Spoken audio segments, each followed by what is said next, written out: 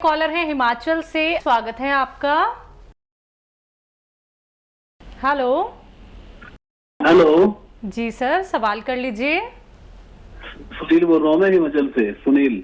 सुनील, ठीक है, आप बताइए, सवाल करिए। मेरा सवाल है, मेरी मदर है, 65 तक एज है उनकी। हम्म। और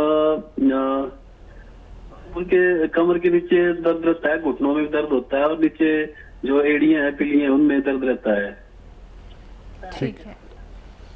तो देखिए, ऐसे सभी रोगियों के लिए, वो रोगी जो मुद्दतों से, सालों से, दशक से, 10-20 साल से परेशान हैं, उनके लिए भी ये नुस्खा बहुत अच्छा है। और क्योंकि हर घर में एक ऐसी माता हैं जैसे आपकी माता हैं, उनके लिए ये गॉड गिफ्ट है अगर असली मिल जाए तो। गोंसिया जिसको मैं कहता हूँ, एक काला गोंद जिसे गोंसिया भी कहते हैं, ये असली आप हासिल करें।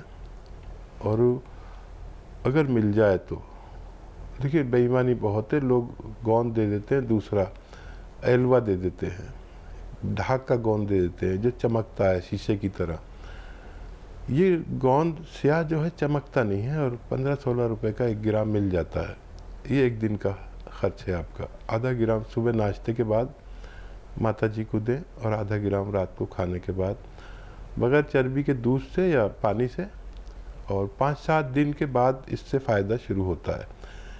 ये आप शुरू करें। 100 ग्राम भी असली मिल गया तो आपकी माता जी का ठीक होना मुमकिन है। लेकिन एक हिदायत और सुन लीजिए कि देखिए, 65 साल उम्र हो गई माता जी की, और ये कुर्सी वाला शौचालय अगर आपके घर में नहीं हो तो वो लगवा लें, नहीं तो ये बार बार होता ही रहेगा। अगर एक बार लगवा लिया तो एक बार ही इलाज करना पड़ेगा, फिर उसके बाद ज़रूरत नहीं पड़नी चाहिए। और पोंछा ओछा ना लगाएं। देखिए, हमारी उम्र के ये जो औरतें होती हैं, ये मर्द होते हैं, ये ज़िद्दी बहुत होते हैं। काम वाली का काम समझ में नहीं आएगा तो खुद ही कर डालते हैं। तो मेहनत का काम बिल्कुल ना कराएं। पोंछा लगाना, झाड़ू देना, किचन में खड़े होकर काम कर सकते हैं। ये अगर आपको 100 ग्राम भी मिल गया तो माता जी को फ़ायदा होना आपकी मुमकिन है। गाजियाबाद से जीवन मिश्रा जी, स्वागत है आपका। नमस्कार मैम। जी नमस्कार सर। हकीम साहब को नमस्कार। जय हिंद सर, स्वागतम। कैसे हैं सर? मैं बहुत बेहतर हूँ, आप बताएं कैसी तबीयत आपकी? बस मेरी तबीयत तो ठीक है, बस मिसेज की तबीयत अभी ठीक नहीं है। आपके बता से दे रहा हूँ उनको जी। और मैम जरा ये मेरे 2-3 सवाल नोट कीजिए जरा। बिल्कुल, बोलिए। हाँ, एक तो ये पूछना है हकीम जी से कि ये जो बताते हैं कि जैतून का नमक और धनिया का पाउडर, क्या हर आदमी को ले लेना चाहिए? इससे कोई दिक्कत तो नहीं आएगी? क्योंकि आजकल तो पेट का प्रॉब्लम जो है 50% लोगों को रहता ही है। और दूसरा ये पूछना था कि 25-26 साल का लड़का है, उसके आंखों में गर्मी में खुजली सी होने लगती है और लाल हो जाता है। तो ये मुंडी बूटी जो बताते हैं हकीम जी, क्या उनको दे दें वो मुंडी बूटी? दूसरा तो ये पूछना था जी। ठीक है। और ये हमारे मिसेज जो ये ले रही हैं, गोंसिया जो ले रही हैं, तो इनको पहले भी बताया था कि उनको जगह जगह जो है पित्त जैसे जो है निकल आते हैं, तो खाने का सोडा दे देता हूँ मैं। तो उससे वो आराम हो जाता है, और 1-2 दिन के बाद में फिर नए दूसरे निकल आते हैं, कभी कमर में, कभी गले में, कभी पेट में। अच्छा, ये कोई और दवा खा रहे हैं क्या आपकी मिसेज? कोई इंग्लिश दवा भी खा रहे हैं? नहीं, इंग्लिश दवा तो बिल्कुल बंद कर रखे हैं सर। ठीक है, ठीक है जी। ठीक है। और क्या सवाल?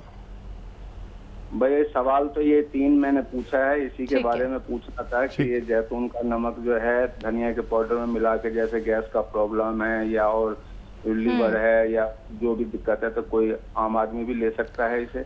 हाँ, बड़ा अच्छा सवाल किया आपने। इसको कोई भी ले सकता है अपनी उम्र के अनुसार।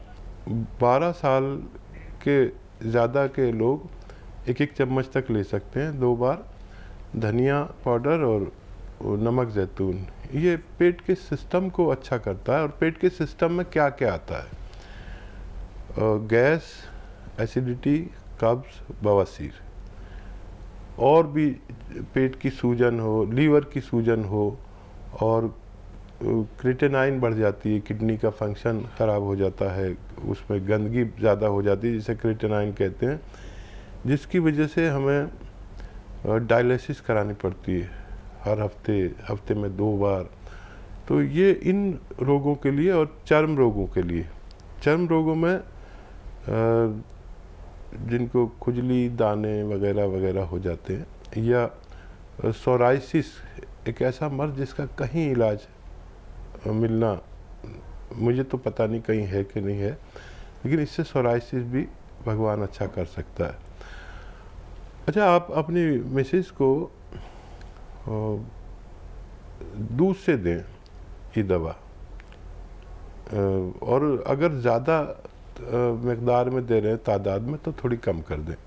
इसकी खुराक आधा ग्राम है और इससे भी कम देनी पड़े तो दीजिए, और 1 चुटकी सोडा रोज़ाना दे ही दिया करिए खाना इनको। और मुझे हैरत है कि कोई इंग्लिश दवा नहीं चल रही तो ये कैसे इनको पित्ती सी उछलती है, लेकिन आने वाले वक्त में इसको ठीक होना मुमकिन है। और जी, तीसरा सवाल है, 25 से 26 साल का एक लड़का है इनका, जिनकी आंखें लाल रहती हैं, तो क्या उन्हें मुंडी बूटी दे सकते हैं? हाँ, ज़रूर दे सकते हैं। उनको एक मुंडी बूटी रोज़ाना 1 हफ्ते तक खिलाइए और पानी पिला दिया करिए, आपके बच्चे के ये तकलीफ़ ठीक होना मुमकिन है। पंजाब से हैं भगवान दास जी, स्वागत है आपका। हाँ जी, अपने गुड़िया जी 10-11 साल की जी, 11 साल की गुड़िया है आपकी। वो रात को सोते हुए दांत खिंचरती है जी। रात को सोते वक्त दांत सोते हुए दांत खिंचरती है, ठीक है, जैसे ठीक। चढ़ करते हैं। ठीक हाँ है, जी। ठीक है जी। इनको एक दवा आप दीजिए, और वो दवा क्या है? कैल्शियम, किसी भी सूरत में कैल्शियम की कमी को पूरा कर दीजिए इनकी, और कैल्शियम की कमी पूरी कर देंगे तो इनके दांत ये जो किचकिचाते हैं वो ठीक होना मुमकिन है। जी, अगले कॉलर हैं दिल्ली से दयावती जी, स्वागत है आपका। नमस्कार मैम। जी नमस्कार। नमस्कार भाई साहब। जय हिंद, आदाब, स्वागतम, वेलकम। हमारी बहन के लिए वेलकम। बताइए क्या हाल है आपके? हाँ ठीक है भाई साहब। भाई साहब मैं ये पूछ रही थी, थायराइड की दवाई खाते हैं तो उसके बाद नाश्ता मतलब कितनी देर में खाए? आधे घंटे बाद? और एक ये सवाल है कि जो मैं ये धनिया, सौंफ, सौंठ और नमक जैतून मिला कर जिनको भी देखती हूँ ना, उनको मतलब ये यूरियन में जलन होती है ना, उनको बहुत फायदा हो रहा है, बहुत जी। और सही बात है। एक सवाल ये है, जैसे अभी आपने बताया आँखों के लिए, आँखों में थोड़ी सी जलन सी ना मेरा भी हो जाती है, तो ये एक आधी ये मुंडी बुट्टी क्या मैं भी खा लूं? ठीक है, ठीक है। और क्या सवाल? बस इतना ही है भाई साहब, इतने बता दो। रोज ज्ञान देते रहते हैं कुछ ना कुछ जो समझ में आता है। देखो हमारी बहन का फ़ोन आ गया, आज हमारा दिन बहुत अच्छा जाएगा। और मुंडी बूटी आप ले सकते हैं और कोई भी ले सकता है।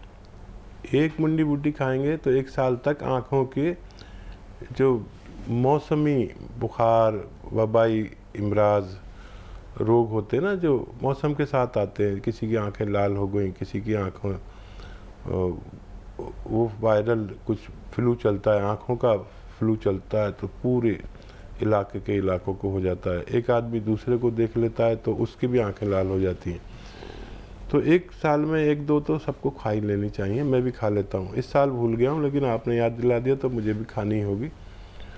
अब क्या सवाल था? थायराइड की अगर कोई दवाई ले रहा है तो खाना कब खाना चाहिए? आधा घंटे बाद ले लें तो ज़्यादा मुनासिब होगा।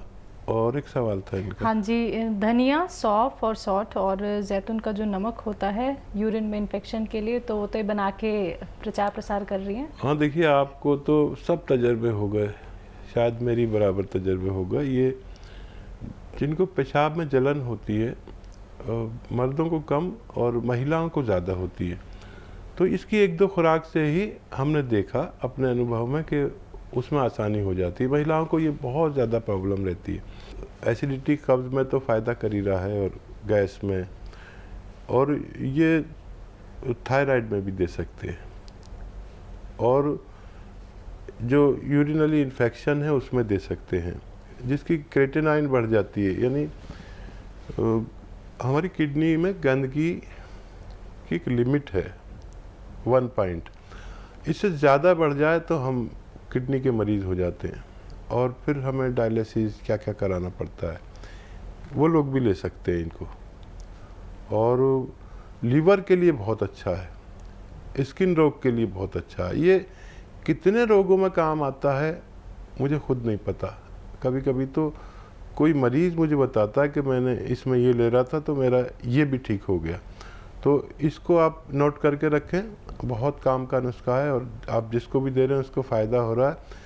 वैसे ये असली चूरन है और दूसरे लोग ना जाने क्या क्या मिला के दे देते हैं, लेकिन ये असली चूरन है। सुलेमानी चूरन कहते हैं इसे, आप याद रखना, मेरा नाम सुलेमान है, इसे सुलेमानी चूरन कहते हैं। असली दवाएं मिल गई तो फ़ायदा होना मुमकिन है।